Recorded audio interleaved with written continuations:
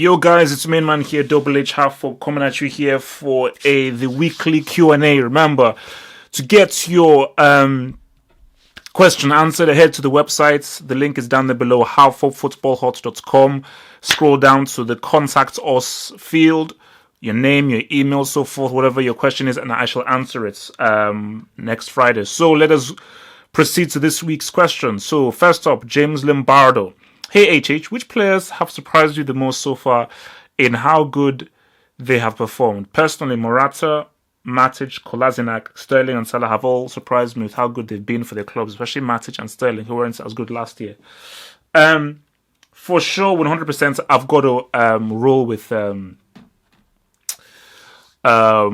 Lukaku. I didn't think Lukaku would do this also. By far, 100%, he's the number one person who I say has been truly amazing. Morata, I'm not surprised because, again, I had been saying before that Morata is money. This guy is really, really good. So, so Morata is definitely up there. So again, Morata, I'm not surprised with him. Matic, not really.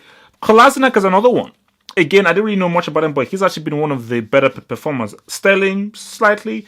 So I think for me, 100% Lukaku than Salah. I didn't think Salah would make this big of an impact for Liverpool. So he's surprised me, but for sure, I think Lukaku has pretty much scored in every single game, sometimes even 2 goals. So to be able to withstand the United pressure and deliver in the way that he's been doing has been absolutely amazing from him. So yeah, Lukaku would get it for me. All right, this is from Nicholas, YouTube official Nick. So if Catalonia gains independence and Barcelona do decide to move to the Premier League, will they have to start from the lower division? I don't think they would do that because, again, look, guys, this is all about money.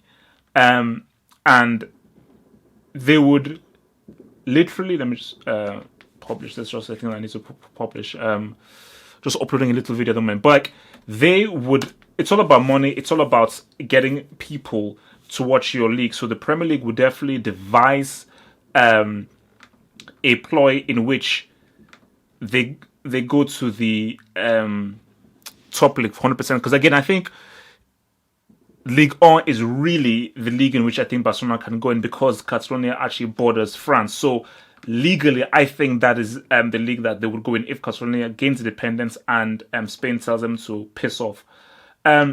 So they would, because again, they would not allow Barcelona to start from the lower divisions. Because look, it's Barcelona and people want to watch their leagues, you know. So for sure they let them go into the first league to begin with. But yeah, thanks for the question. Let me just plug my thing in here.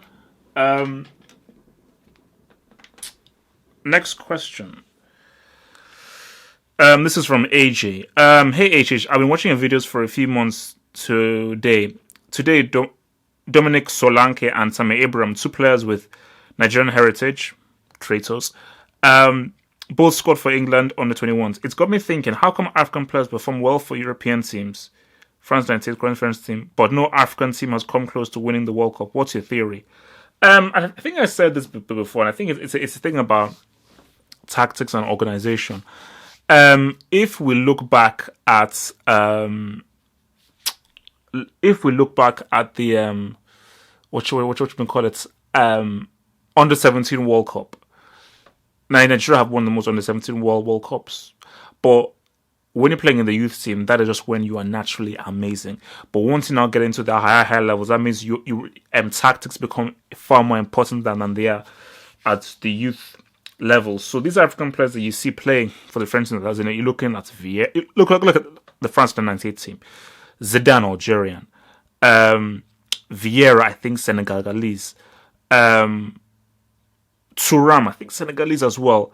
Henry, I think it's an island that he's from. It's like a Caribbean island that he's from. So look at all of these guys and look at how they become like superb players and how they were important for France. But that was because of the tactics, the infrastructure, the support, and the money that have been put into cultivating their talents, which they wouldn't really get that kind of support, all those finances back for the African nations. So until the African nations finally get organized, get the money and get the proper coaching and so that these players can be refined, then they won't be able to come close to winning the World Cup, because winning the World Cup isn't just about talent. Africans have the talent. It's about cultivating it properly at the senior level, which is different from the young level.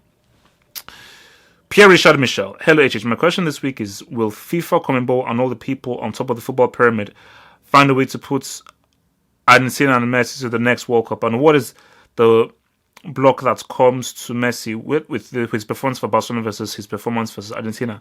I think this is the biggest football mystery right now. And also, what to take on Ranieri. I feel he deserves more respect.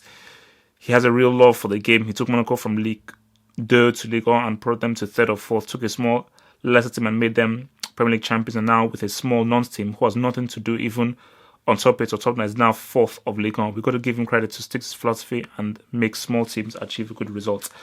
So again, we already know that Argentina qualified, and I think the whole thing with why hasn't he been able to do well for Barcelona and Argentina, I think is very simple. Messi is a systematic player. He flourishes better within a system, but as you saw with what he did against Ecuador, again, it's Ecuador, he's finally figuring out that the way you play for your club isn't the way you play internationally. That international football is very different from club football, and you need to be far braver, take far more risks, and be far more dynamic, and have a totally different, much more adventurous psychology when you play international football, because you don't have the luxury of having those fine-tuning and those that micromanagement that you have every single week for your club. And Ranieri, I think Ranieri gets deserve that. He gets the respect that he deserves. Again, for Ranieri, I think again his greatest achievements that will never ever be superseded for as long as he lives is what he did for Leicester City, and he was rightfully congratulated. But he's not had. You can't call him an amazing manager, because you look at his career as a whole. His crowning moments was what he did for Leicester. He had pretty good stints here at Chelsea, at Roma, at so forth. I think he was at because again, remember, he's from Rome, so I think he came at loggerheads when he was doing his whole Rome thing. But again, that's a whole different situation. But yeah, I do feel that it's a case of where I think he has gotten definitely the right. He's definitely gotten the right respect. You can't put him in the same category as a Mourinho or as a Sir Alex Ferguson. That's not going to happen, because it's about what you've done throughout your whole career. But again, what he did for Leicester City was stupendous, and what he's doing for Nantes right now is amazing. So I'm not hating. Okay. I think it's just basically. Okay, let me just go. Yeah, that's just a question from a friend. And it's not really a question per se. Okay.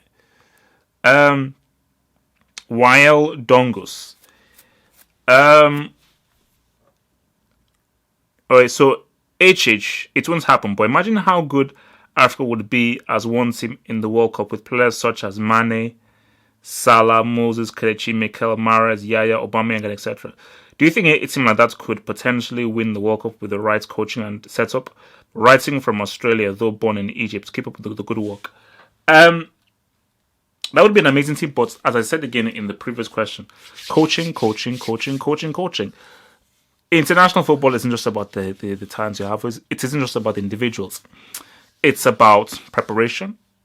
It's about coaching. It's about training. It's about tactics. And it's about management. It's about man management as well. You have to have all of these things done properly well. And if you do not, man, it doesn't matter whether you have the amazing talents of a peak Yaya, Aubameyang, Kelechi, Moses.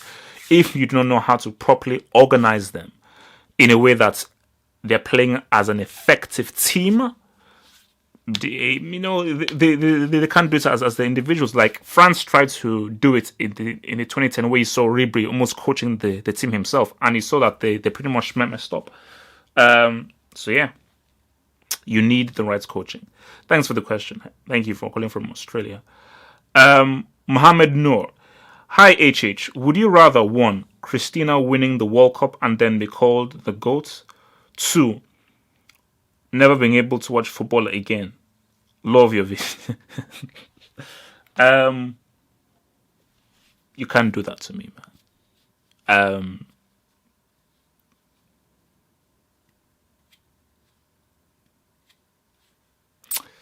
That's tough. I'm stumped. I can't answer that. I honestly can answer that. So if they say, okay, well, if you had a gun to your head, okay, fine, blow my head off. I'll take my chances. I cannot answer that. Cristina winning the World Cup and being called the GOAT, or never being able to watch football again. Do you know what? Do you know why? Okay, I may take one because I'd take. Okay, this is it. I'd take one, go and live in a cave, but the cave has internet. And all I'll do is that I'll live in a cave, which means that I don't have to live within people calling him the goats. And because I have my own internet and I live on my own island on my own planet, I'll be able to watch the football that I want. And I'll be able to have a thing where I literally cannot watch any Cristina videos. I just watch the videos and the matches that I want to watch. Yeah, like that's one of the best questions I've had. So Mohammed, that's an amazing question. Wow, that's really tough. Daniel. Hi, hey HH. Been watching your channel for a while now. Keep up the good work. I think you're a great football analyst. However, when you said Cristina was average in your last vid, that was just ridiculous. I'm not a Ronaldo fanboy or anything, and I know you just dislike him. But come on, average? Anyways, my question is, how do you think Messi would do outside of the Barcelona tic-tac-toe system? How well would Lionel Richie do playing, for example, Mourinho or Conte? Wouldn't Cristina be better? My opinion, Cristina could adapt more to any system and remain at the same level, more or less. I think Messi would still be great in another team, but will not reach the level he is at Barcelona currently, except probably playing for Manchester City. Yeah, for me, I do think that. I think that look, talent is talent. I think people that say that if Lionel Messi, let's say he went to Man City, he wouldn't be effective in the Premier League. No, he would completely and totally destroy the Premier League. He'll probably score 40 Gs. But I do not think he would be at the level he's at Barcelona, because I think at Barcelona, that system 100% is built for him. And I think that he really flourishes under that system. But guys, come on. Talent is talent. And you've seen the amount. I mean, has there ever been, okay, apart from flipping Llorente or Soldado, have there ever been any La Liga players who've gone from La Liga to the Premier League and have not balled? I mean, come on. So let's be real. I think he'll still be good, but yeah, obviously not as great. And yeah, look, Cristina, look, I don't care about that dude. Oh yeah, I think another question here from Wild Dongos. Oh, interesting. Hey, HH, why is Umtiti so underrated? Personally, I think he's one of the best pure defenders and ball-playing defenders in the world. He would thrive in a team such as Liverpool or Man City, who are probably a central defender from being great. Well, not Liverpool, they're defensively crap. Mohamed Salah going to win Egypt the World Cup? Probably. Yes, I have said this before, and I even said this on my preview, that Umtiti is, I would say he's one of the best central defenders out there, because I think every time I see him, I just think his defending, his reading of the game, how calm he is, the amount of tackles he makes, the amount of interceptions he makes. I think Umtiti is a really, really great defender. And if I'm Didier Deschamps, I'm rolling with basically Umtiti is the defender I'm rolling with. Then it's either Umtiti, Koscielny, or Umtiti, Varane. I'm saying that Umtiti, I think Varane and Koscielny, I'm not really too sure of them, because I just think that Umtiti is for me, he's the best central defender that France have. He's the best French central defender.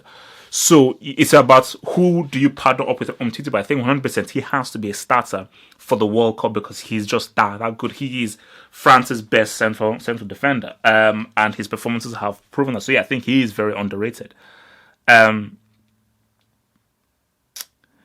Blackwater Park. Okay.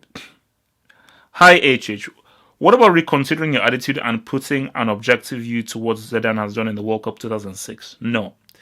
You always bring it as one of the best individual World Cup performances alongside Maradona 86 and Ronaldo 2002. Yeah, it was. But it wasn't actually a great tournament for Zidane. One, he was average in group stage, did nothing in the semi-final versus Portugal, apart from score the penalty with a chip, which is a bowling move. Apart from scoring a penalty created by Henry, he still scored the penalty by doing a flipping chip, which he did again in the final. 3, wasn't too good in a final, missing a big chance in extra time. It was still a chance that he created. 4, Zidane was great against Brazil, but that game was bought. Brazil showed no will to attack and defend with only one shot on target and at a time. The evidence of the match being brought is clear. There was no real man marking when France had 3 free kicks in a row in the beginning of the second half. And when Henry scored a winner, there were only 3 Brazilians imitating a man marking of 5 Frenchmen, 3 versus 5. This is probably the reason why Zidane had no any game like that in 2006 World Cup. After all being said, what do you think? Thank you for that. I respect your opinion, but respectfully, you are wrong. Zidane was average on the group stages. He was amazing against Spain in a 3-1 win. He had one of the greatest individual performances ever in a game against Brazil, and they were not bought. Remember, this was 2006.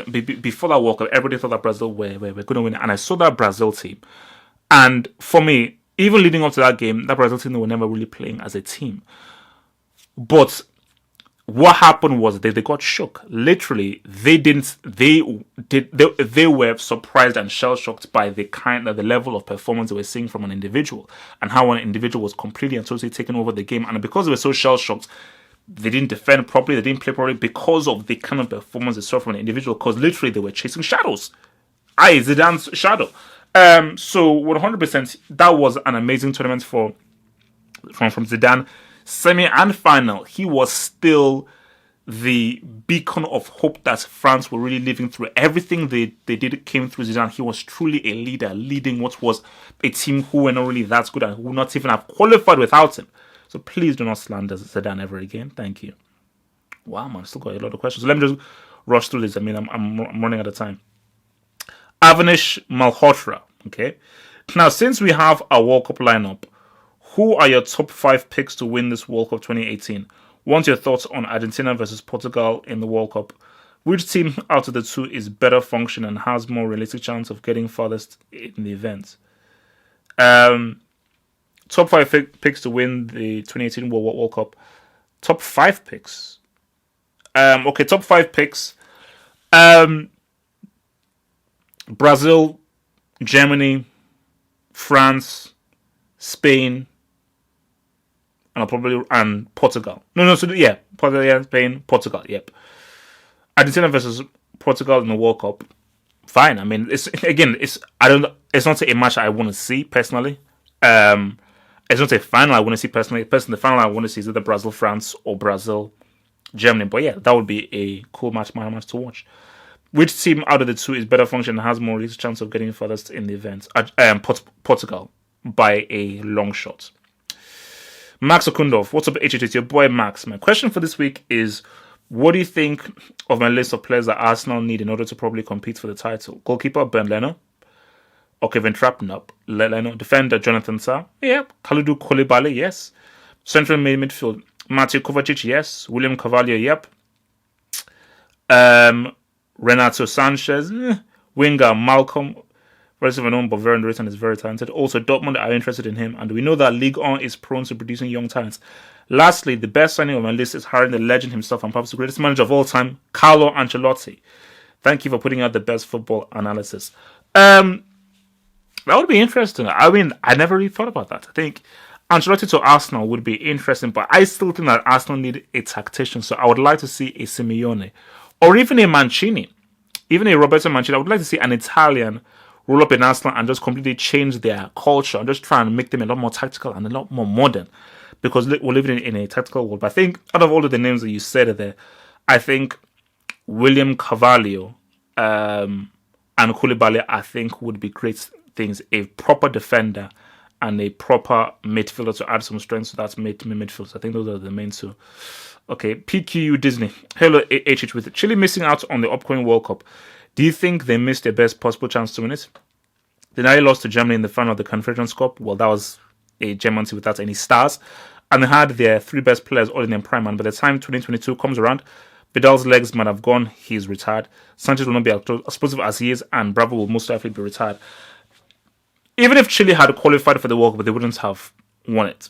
I think, again, for Chile, as good as they were, you're seeing the team slowly winding, and that's what you saw possibly in that final in the Confederations Cup. Remember, they played against a very young German team. So that was a full-strength Chile team who lost to a young German team. So a full-strength Chile team against a full-strength German team with Toni Kroos, with Mesut Ozil, with Draxler and so forth. They'd get sniped, So, I don't think they would have won it. And they had their... Yeah, I just don't think they had really the people to go all the way. Philip Bogdanovich, I got your name right, eh? Hi H, 2 questions for the Q&A. Number 1, what do you make of Lewandowski breaking the all-time goal scoring record in European qualifying and him breaking the all-time goal scoring record for Poland in the same week? Number 2, do you think Lewandowski has what it takes to send Poland into the deeper stages of the World Cup? Keep up the amazing work. Cheers. I've said before, Lewandowski is the most talented striker in the world. And he reminds me of Ronaldo in a sense of how Ronaldo was able to be a good dribbler, good controller, good footballing brain, where Ronaldo changed what it meant to be a striker. A striker can actually be a great football player, and Lewandowski is a great football player.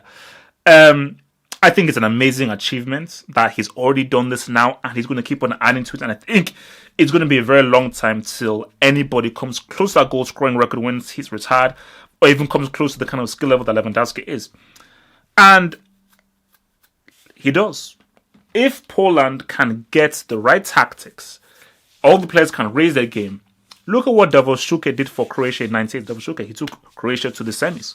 He took those boys to the semis, So, and they've lost against the eventual winner. So I think for Lewandowski, it's about him coming into the tournament physically great. It's about the team all rolling in. Krejčoviak doing his thing, Kuba doing his thing, Milik doing his thing, not missing. I mean, I was really impressed with what I saw from Poland in the Euros. So if the coach just has the right tactics, a tactic in which Lewandowski is put in the best possible position to really express himself as the great footballer that he is, where he's really defining the team and he gets a lot of touches on the ball, I think there is no reason why Poland cannot be a dark horse and sneak into a quarter or a semi. I think once you have a great player like that who can inspire you, great things can happen. This is from Pizzaluzzo. What the hell? What about Wesley Sneijder? Why didn't he fully live up to the expectations and lasted only 1 year in the elites, the year under Mourinho at Inter in 09 to 010? He has been for sure a great player for 4 years, even after that season, showing great talent in 2011 to 2015 year span and playing a big part in Netherlands' great FIFA World Cup tournament in 2014. In fact, Netherlands now terribly suffers for the aging process of the players and lacks this talent humongously. But I think that taking into account the big time he showed in 2010, he might have been a world-class elite player instead of just a very good player, had he fulfilled his full potential for a bit longer rather than 1 season only. You are definitely right, man. I do think that Sneijder, I think it was a case of, remember, Mourinho left. After that season, he left, and sometimes players need that right manager, and I think that if Mourinho had stayed, Sneijder would have continued to be a great player. For me, I do believe that Sneijder is one of the great number 10s of his generation. As far as when I just think of, if I'm a coach and I say, what do I want from a number 10? It was everything that Wesley Sneijder was during 09 to 010, and I just think that it is just the great. Even when I just saw how it was in Turkey, I was like, man, this is just one of the worst things that have ever happened in football, because we are robbed of a stupendous, amazing player. But yeah, I just do think that it's about the right coaches, because if he had Mourinho still working with him, I still think he would have been great. Final question there, Manifred Gunza. Hello HH. With constant rumors of Conte being unhappy at Chelsea, I don't think I'm the only one who thinks he won't be there within 18 months. When he eventually leaves, do you think he could be the perfect manager AC Milan need in order to become a threat in the Serie A and get back into the Champions League? Also, do you think Balotelli and Giovinco should be recalled into the national team with how they've been over the last year or so. I think Conte at AC Milan will only work if he gets given the right players. Let's just be real here. Conte at Juventus, he had players. Conte at Chelsea, he had players. Conte at Italy, he still had some players. But I do think that, yes, at Conte at AC Milan, they will definitely be much more of a threat, but they need the players. They need the players. Without the right players, they can't ride, But I do think he would be far better than Montella. I'm not feeling him at all for AC Milan. And 100% Balotelli and Giovinco should be recalled to the national team because Italy need them. They're playing well. Italy, you cannot go into a flipping World Cup with just Belotti. First of all, they've never yet qualified because these guys could probably get Croatia. And for Giovinco, who cares whether he's playing in Canada or America? Talent. Also, 1,000%. Giovinco and Balotelli should be there because from what I saw from the tepid performances against Macedonia and against Spain, this is a team that do need some lifeblood in them. I think both Giovinco and Balotelli can help to elevate them. So Ventura is being very stupid not bringing them in. Guys, it's been swell. Thank you very much for this Q&A. Remember, to get your questions answered, head to the website, www.halfhopefootballhot.com. That's www.halfhopefootballhot.com. The link is below in the description box. Scroll down to contact me and then put in your name, where you're writing from, blah, with whatever question you want answered. Remember to subscribe. Just click the link over there. And to head to the website, just click the little link, button, little square thingy, whatever it's called, over there.